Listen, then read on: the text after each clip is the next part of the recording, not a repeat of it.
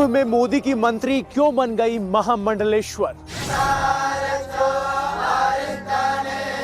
मोदी की मंत्री ने महामंडलेश्वर बन करके कैसे बदला कुंभ का इतिहास?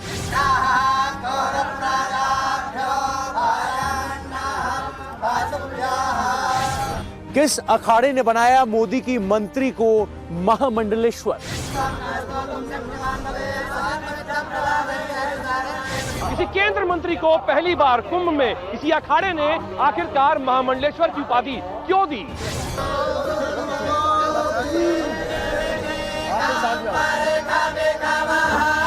सत्ता के गलियारे से निकलकर कैसे एक अखाड़े की सिरमौर बनी एक कथावाचक साध्वी?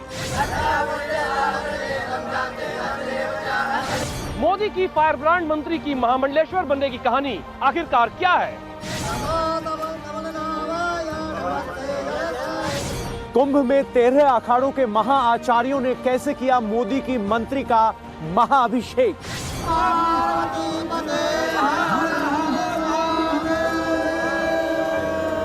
आज मजबूर कहूँ कि मुझे आने के लिए यहाँ बाध्य कर दिया महापुरुषों ने। मोदी की महामंडलेश्वर मंत्री का आखिरकार अयोध्या के राम मंदिर आंदोलन से रिश्ता क्या है?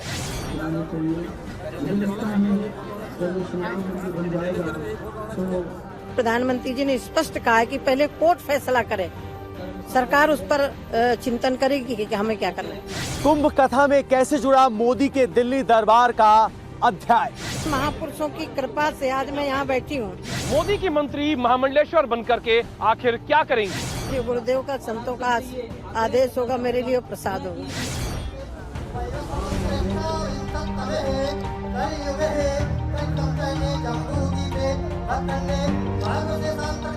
दिव्य कुंभ की धरा पर वैदिक मंगलचार से मोदी की कथावाचक मंत्री को महामंडलेश्वर बनाने की महिमा क्या है?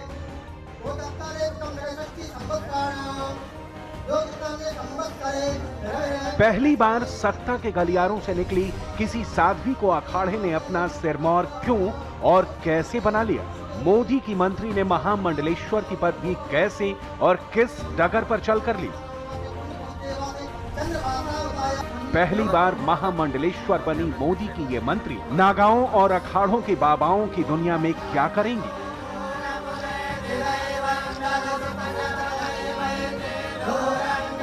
संतों महंतों के संसार में महामंडलेश्वर को कैसी शक्तियां मिलेंगी? क्या 2019 के भीषण चुनावी संग्राम में मोदी की मंत्री की महामंडलेश्वर महिमा का कोई चमत्कार दिखेगा? सत्ता के शिखर पर विराजमान एक साध्वी की कुंभ कथा। सत्ता के शिखर पर विराजमान एक साध्वी की कुंभ कथा का हर सच आज पहली बार खुलेगा।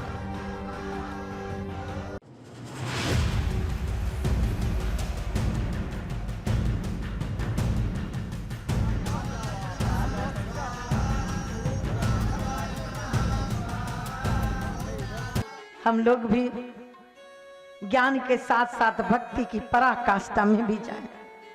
आइए हम लोग भी श्री राधा रानी के चरणों में प्रणाम करते हैं, फिर आगे की कथा में प्रवेश करेंगे।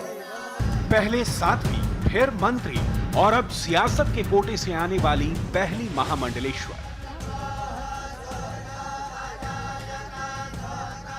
पहले संन्यास लिया, देश भर में घूम घूम कर कथा प्रवचन किया। हम लोग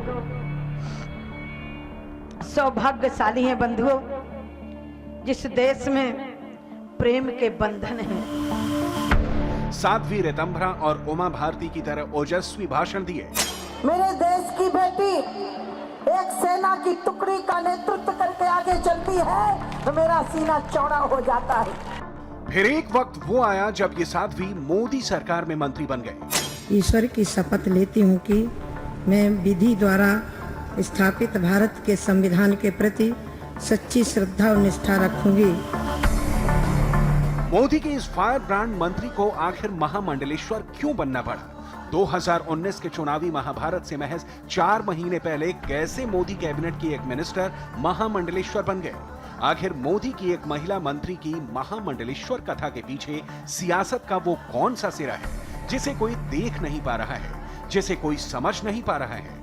क्या कुंभ में मोदी की मंत्री का महामंडलेश्वर चुना जाना सियासत की कोई अबूझ पहेली है, या विराट कुंभ कथा का ही ये कोई नया अध्याय है?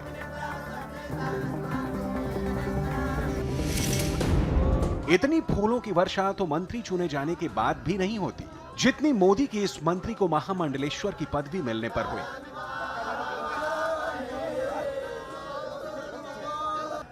तेरह अखाड़ों के महाआचार्यों और महामंडलेश्वरों के साथ साथ तमाम तपे तपाए वरिष्ठ संतों महंतों की मौजूदगी में मोदी की इस मंत्री को कुंभ में महामंडलेश्वर बनाया गया। प्रयागराज में संगम के तट पर वैदिक मंत्रोच्चार के साथ सियासत की साध्वी को महामंडलेश्वर की खास चादर ओढ़ाई गई, पट्टाभिषेक किया गया। केंद्रीय मंत्री साध्वी निरंजन ज्योति को निरंजनी अखाड़े की तरफ से महामंडलेश्वर की पदवी दी गई है।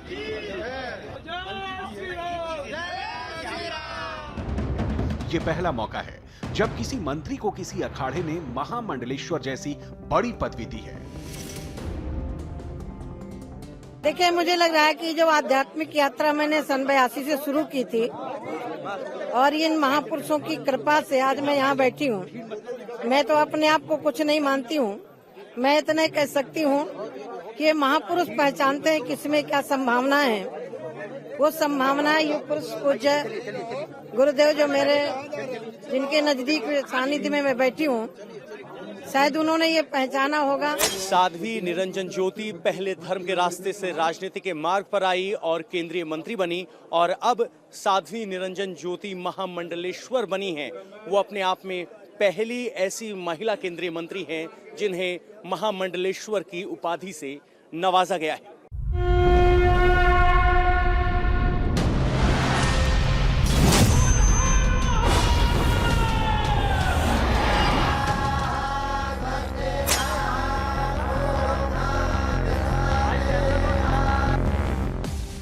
कुंभ में शाही स्नान से एक दिन पहले ये अखाड़ों की पहली शाही ताजपोशी थी। संगम के किनारे मकर संक्रांति का पावन स्नान चल रहा था। वहीं 13 अखाड़ों की संयुक्त निगरानी में मोदी की एक महिला मंत्री की अभूतपूर्व जीवन क्रांति का विराट यज्ञ चल रहा था।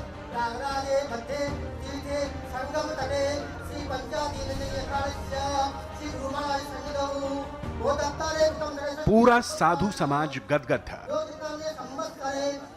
मोदी की इस मंत्री पर साधु संत फूलों की वर्षा कर रहे थे।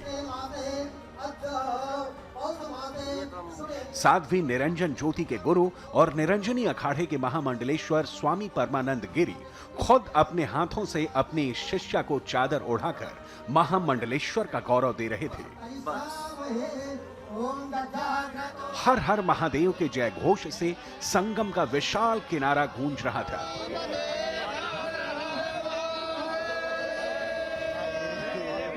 और महामंडलेश्वर बनी मोदी की यह मंत्री अपने गुरु के चरणों में साष्टांग दंडवत कर रही थी। जिस समय मेरे गुरुदेव का शरीर छूटा था, उस टाइम तो मैं बहुत छोटी थी। आज मैं बैठी हूँ तो पूज्य गुरुदेव के इस कृपा को ही मैं पाथे दूंगी कि पूज्य गुरुदेव की कृपा ही मुझे यहाँ पहुँचाने का श्रेय। और पूज्य आचार्य बालकानंद जी और नरेंद्र गिरि जी कम से कम 5-6 सालों से लगातार कह रहे थे कि आप अखाड़े में आइए, अखाड़े में आइए। दिल्ली के सियासी राजपथ पर जीने की आदत डाल चुके सत्ता नायकों के लिए एक मंत्री का महामंडलेश्वर बनना जहां बहुत चौंकाने वाला था, वहीं अखाड़ों के महामंडलेश्वर पद पर आसीन होने वाली पहली मंत्री की खबर अखाड़ों के बाबा वर्ल्ड के लिए जरा भी हैरान करने वाली बात नहीं थी। एक केंद्रीय मंत्री के पहली बार महामंडलेश्वर चुने जाने पर अखाड़ा परिषद के अध्यक्ष ने कहा कि साध्वी निरंजन ज्योति पहले एक सन्यासिन है, बाद में मंत्री हैं। साध्वी जो ज्योति जी हैं वह पहले साध्वी है, मंत्री बाद में। योग्य है, कथावाच का आज से नहीं बहुत दिन से कथा कर रही हैं, शास्त्रों का ज्ञान है, वेदों का ज्ञान है, और सबसे बड़ी बात यह है कि वो धर्म प्रचार में लगी रहती है। तो ऐसे चुनाव होता है, ऐसा नहीं कि उनको मंत्री पद पे दिया गया है। मंत्री पद आज है, कल नहीं रहेगा। साध्वी निरंजन ज्योति अभी मोदी सरकार में खाद्य प्रसंस्करण उद्योग राज्य मंत्री हैं। साध्वी निरंजन ज्योति मंत्री बनने से पहले देश भर में घूम घूम कर कथाएं करती थी। ज्ञान के साथ साथ भक्ति की पराकाष्ठा में भी जाएं। जब उनके पास 2014 के लोकसभा चुनाव के बाद प्रधानमंत्री कार्यालय से फोन आया कि उन्हें केंद्रीय मंत्री बनाया जा रहा है, तब भी वो अपने आश्रम में प्रवचन दे रही थी। उमा भारती के बाद साध्वी निरंजन ज्योति केंद्रीय मंत्री बनने वाली देश की दूसरी साध्वी हैं। निरंजन ज्योति 2014 में यूपी की फतेहपुर सीट से पहली बार सांसद बनी थी। इससे पहले वो यूपी के फतेहपुर से ही 2012 में विधायक चुनी गई थी। यूपी के निषाद समुदाय से आने वाली साध्वी निरंजन ज्योति पहली ऐसी साध्वी हैं जिन्हें महामंडलेश्वर की उपाधि दी गई है। अपने बयानों से मोदी सरकार की कई बार फजीहत करवा चुकी और अपने भड़काऊ भाषणों के लिए जाने जाने वाली साध्वी निरंजन ज्योति का जब पट्टाभिषेक किया जा रहा था, तब उनकी आंखें अपने माँ बाप को याद कर नम थी। जब आप पट्टाभिषेक हो रहा था, आपके मन में आंखों में कुछ गंभीरता थी और अपने माँ बाप के बारे में सोच रहे थे, कुछ बता रहे थे आप, क्या था वो? मैं अपने पिता का स्मरण कर रही थी कि मेरे पिता एक सन्यासी थे, गृहस्थ सन्यासी थे। मेरे घर में खाने को नहीं होता लेकिन संतों को खिलाते थे। मैं वो स्मरण कर रही थी कि मेरे पिता के रोपित बीज आज मुझे यहाँ पहुँचाने का। कुंभ मेले में साधु संतों को महामंडलेश्वर, महंत और श्री महंत बनाए जाने की परंपरा रही है। इसी कड़ी में मोदी की मंत्री साध्वी निरंजनी ज्योति को निरंजनी अखाड़े की महामंडलेश्वर बनाया गया है। साध्वी निरंजन ज्योति निरंजनी अखाड़े की 16वीं महिला महामंडलेश्वर बनाई गई है। अब तक निरंजनी अखाड़े में 15 महिलाओं को महामंडलेश्वर बनाया जा चुका है। निरंजनी अखाड़े को सबसे ज्यादा पढ़े लिखे साधु संतों का अखाड़ा माना जाता है। महामंडलेश्वर पदवी के लिए साध्वी निरंजन ज्योति के अलावा कई साधु संतों और महंतों ने आवेदन किए थे, लेकिन योग्यता को देखते हुए केंद्रीय मंत्री निरंजन ज्योति को महामंडलेश्वर बनाने का फैसला लिया गया। आगे आपको दिखाएंगे कि कोई महामंडलेश्वर कैसे बनता है और महामंडलेश्वर बन जाने के बाद उसे क्या क्या करना होता है। और याद रखिएगा, जो प्रेम के आंसू बहा लेता है उसको दुनिया में रोना नहीं पड़ता है। हम रोते तो हैं, दुनिया वालों के लिए रोते हैं।